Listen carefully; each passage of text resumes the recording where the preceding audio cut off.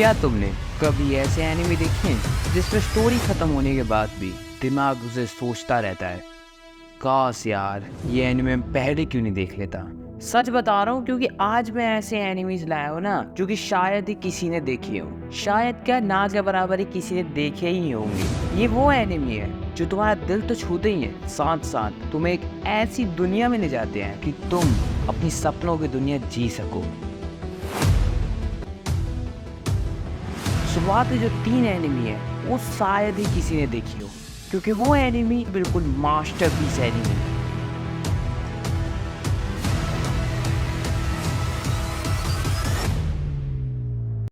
तो नंबर 10 पे आता है इरेज्ड। ये एनिमी काफी ज्यादा इंटरेस्टिंग है। तुम सोच के देखो, तुम्हें पावर मिलती है पास्ट में जाने की, टाइम ट्रेवल करने की।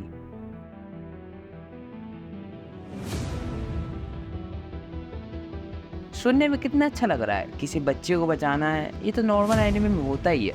इसमें कौन सा इंटरेस्टिंग सी बात है कि वो आ गया है मास्टरपीस में। इसी सिचुएशन में आ जाता है ट्विस्ट। इस सिचुएशन में तुम्हारे पास पावर है, लेकिन तुम्हें ऐसे बच्चे को बचाना है जिससे तुम आज तक कभी नहीं मिले हो। वो बच्चा इंसान है, मॉन्स्टर। इरेज्ड एक साइकोलॉजिकल एनिमे है जो कि तुम्हारे माइंड के साथ खेलेगा। चलो लगे हाँ तो तुमसे सवाल पूछ लिया जाए, अगर तुम्हारे पास ये पावर होती पास्ट में ट्रैवल करने की तो तुम क्या करते, किसको बचाते? कमेंट में बताना। तो हमारा अगला एनिमी है टेरर इन रेजोनेंस। एक कहानी है ऐसे 2 जीनियस बच्चों की। देखते कितना खुश हो गया।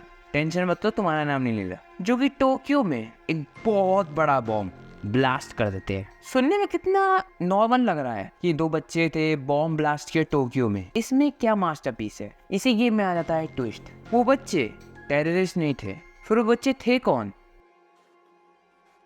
ये एनिमी थोड़ा स्लो है, लेकिन मैं गारंटी के साथ कह सकता हूँ ये एनिमी एक ऐसी चिंगारी है जो किसी इंसान ने देख लिया, उसका राख होना पक्का है। उसके दिल से एक ही आवाज आएगी, दिस इज एब्सोल्यूट सिनेमा। ये एनिमी तुम्हें स्टार्टिंग एपिसोड से ऐसा हुक कर रखेगा कि तुम्हें पता नहीं चलेगा तुम एंडिंग एपिसोड तक कब पहुंच गए।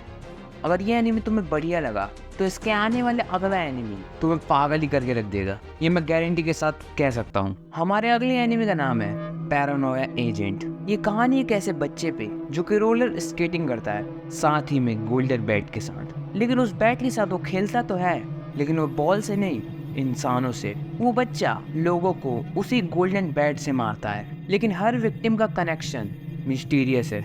पैरानोया एजेंट तुम्हें एक ऐसी दुनिया में ले जाता है जहाँ रियलिटी एग्जिस्ट ही नहीं करती। ये एनिमी साइकोलॉजिकल है, काफी डिस्टर्बिंग है, और सबसे बड़ी बात इसमें हर एक कैरेक्टर और उसके थॉट्स और तुम्हारे आसपास की सोसाइटी के प्रेशर के बारे में काफी अच्छे से बताया गया है। इतना कुछ देखने के बाद तुम यही सोचोगे कि अब तक मैंने जो देखा वो सच में रियलिटी थी या सिर्फ एक इल्यूजन है। हमारे अगले एनिमे का नाम है टेक्सोनोलाइज। Welcome to Locos. ये एक नॉर्मल सी सिटी है। बाहर से देखने में सब कुछ अच्छा लगता है, लेकिन अंदर से सब कुछ खत्म है। इस एनिमे में जो मशीन और ह्यूमंस के बीच में जो लाइन बनी थी वो तो गायब ही हो गई है। ये एनिमे काफी स्लो है, डार्क है, लेकिन अगर तुम पेशेंस रखोगे तो जो तुम्हें एंड तक जो फील कराएगा वो शायद ही बाकी एनिमेस फील कराए। ये एनिमे तुम्हें सिखा देगी कि लाइफ का मतलब क्या होता है। इस एनिमे का आर्ट वर्क काफी ज़्यादा डार्क दिखाया गया है। इस एनिमे को देखने की एक वार्निंग जो कि नहीं देनी चाहिए, लेकिन दे देता। ये एनिमे सबके लिए नहीं बना, जो डार्क में भी अपने सवालों के जवाब ढूंढते हैं। क्या तुम्हें लगता है कि तुम इस एनिमे को देखने के लायक हो? मैं जानता हूँ कि तुमने यहाँ तक वीडियो देख ली है, तुम्हारा पूरा माइंडसेट काफी डार्क हो गया होगा। चलो थोड़ा इमोशनल एनिमे की तरफ चलते हैं जो तुम्हारा दिल पिघला के रख दे। कुछ ऐसे एनिमीज होते हैं जो पहली बार देखते ही दिल में अपनी जगह बना लेते हैं। अगले एनिमी का नाम है बराकमन।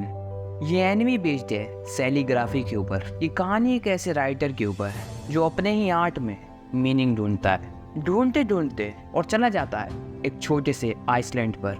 वहाँ उसकी लाइफ पूरी तरीके से चेंज हो जाती है एक छोटी सी लड़की के कारण। हर एनिमी तुम्हें कुछ ना कुछ सिखाता ही है।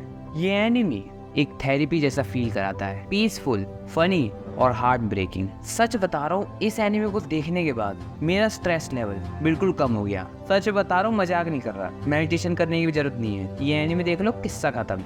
यहाँ तक तो हमारी गाड़ी बड़ी आसानी से चल रही थी। अब आते हैं हमारे पीक एनिमीज के ऊपर, क्योंकि अब आने वाले एनिमीज तुम्हें मिस्ट्री तो ऐसी देंगे कि तुम्हारा माइंड उसे हैंडल नहीं कर पाएगा। जब तुम सोचोगे तुम्हें कहानी समझ आ रही है, वहीं एक और क्वेश्चन आके तुम्हारी ले जाएगा। अगले एनिमी का नाम है फ्रॉम द न्यू वर्ल्ड। एक ऐसी दुनिया जहाँ लोगों के पास साइकिक पावर्स है, लेकिन उनके अंदर छुपी हुई डार्कनेस किसी हॉरर से कम नहीं है। ये एनिमी एक छोटी सी चिंगारी है। अगर किसी बंदे ने ये एनिमी देख लिया तो शायद ही वो एनिमी बिना ख़त्म करे माने, क्योंकि ये एनिमी एक मास्टरपीस है। ये एनिमी तुम्हें फिजिकली डैमेज तो करेगा ही, बट और तुम्हारे माइंड में एक डर बना कर रख देगा कि ये एनिमी देखना चाहिए नहीं देखना चाहिए। नहीं विश्वास तो ये एनिमी जाके देखो। जब तुम सच्चाई जानते हो तब तुम समझते हो कि नॉलेज भी एक कर्स होती है। ये एनिमी तुम्हें सोसाइटी और फ्रीडम के बारे में क्वेश्चन करने पर मजबूर कर देगा। और हाँ, एंडिंग, इस एनिमी की एंडिंग बिल्कुल अनएक्सपेक्टेड है। जहाँ तुम्हारी सोच खत्म होती है, ये एनिमी की सोच वहीं से शुरू होती है। और हाँ, अगर तुम सोच रहे हो कि बस इतना ही है, वेट करो, लिस्ट अभी खत्म नहीं हुई है, क्योंकि अब masterpiece anime back to back आने वाले। अगले एनिमे का नाम है the place further than a universe. इस कहानी में 4 लड़कियां एंटार्क्टिका जाने के लिए निकल जाती है। सुनने में कितना नॉर्मल लग रहा है। ये एनिमे एक इमोशनल जर्नी के ऊपर है, जिसमें ड्रीम्स और फ्रेंडशिप बड़ी अच्छी तरीके से दिखाई गई है। ये एनिमे देखने के बाद तुम्हें एक ही चीज़ फील होगी कि इस दुनिया में कोई भी चीज़ इम्पॉसिबल नहीं है, हर चीज़ पॉसिबल है। हर एक एपिसोड के साथ तुम एक ही चीज़ सोचोगे कि हमारी लाइफ कितनी बोरिंग है। थोड़ी बहुत लाइफ में क्रेजीनेस होनी चाहिए, क्योंकि बिना मौज मस्ती के लाइफ जी नहीं जा सकती। एक इनोसेंट सा एडवेंचर जो कि धीरे धीरे कर एक हॉरर एडवेंचर बन जाता है। ये एनिमे स्टार्टिंग में तो बड़ा प्यारा क्यूट लगता है, लेकिन जैसे जैसे तुम आगे बढ़ते हो तुम्हें पता चलता है कि वो तो ट्रेलर था, पूरा एनिमे तो इतना डार्क है तुम तो भूल ही जाओगे इसकी स्टार्टिंग इतनी प्यारी तरीके से कैसे हुई। हर एक लेयर एक सीक्रेट छुपा के रखता है। जैसे जैसे तुम अंदर जाते हो तुम्हारे माइंड में एक ही सवाल आता है, क्या मैं वापस जा पाऊंगा। देखने में कितना प्यारा एनिमे लगता है, लेकिन इसके अंदर जितनी डार्कनेस भरी है वो उसके नाम पर मत जाओ। अगले एनिमे का नाम है मुसोको टेंसाई। मैं जानता हूँ कुछ लोग सोच रहे होंगे कि अगर टॉप 2 पे अगर ये एनिमे है तो टॉप 1 पे कौन सा एनिमे होगा। वेट करो, एंड में पता चल जाएगा। काफ़ी लोग सोच रहे होंगे कि मैंने इस लिस्ट में एनिमे को क्यों जोड़ा है, क्योंकि इसकी कहानी काफ़ी ज़्यादा डार्क है। पहले ये एनिमे काफ़ी अंडररेटेड था, लेकिन अब सबको पता चल चुका है इसके बारे में। इसकी कहानी बेस्ड है एक लूज़र के ऊपर, जिसका वापस जन्म होता है मैजिकल वर्ल्ड में, और वो जीरो से हीरो कैसे बनता है वो सब इस कहानी में दिखाया गया है। सच बता रहा हूँ, ये एनिमे लाइफ की चॉइसेस और रिग्रेट्स के बारे में सिखाता है। कुछ ऐसे सीन होते हैं जो काफ़ी रियल लगते हैं, जिसको देखकर मुंह से जवान तक नहीं निकलती।